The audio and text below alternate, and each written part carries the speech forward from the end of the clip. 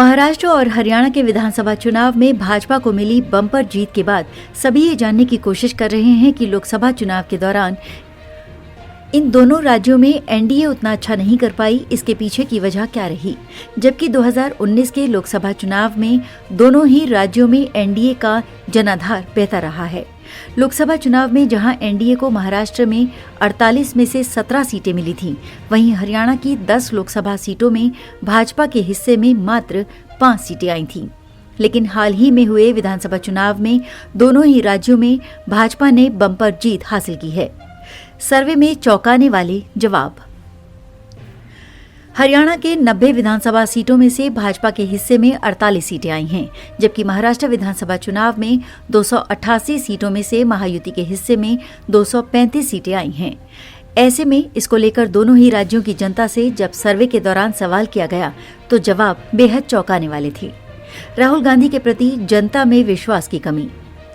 दोनों ही राज्यों में पीएम नरेंद्र मोदी की लोकप्रियता में विधानसभा चुनाव के दौरान कोई कमी नहीं देखी गई, जबकि इससे पहले लोकसभा चुनाव के दौरान भाजपा 240 सीटों पर ही सिमट गई थी।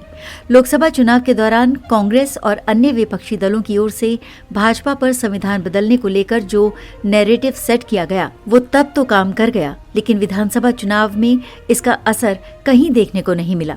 दोनों ही राज्यों के विधानसभा चुनाव में विपक्ष के सबसे बड़े चेहरे के तौर पर नजर आए राहुल गांधी के प्रति वहां की जनता के मन में विश्वास की कमी दिखी। लोकसभा वाली गलती नहीं दोहराना चाहती थी जनता। किसान, जवान और पहलवान का जो मुद्दा हरियाणा में कांग्रेस लेकर घूम रही थी, वो भी जनता के बीच कामयाब नहीं रही।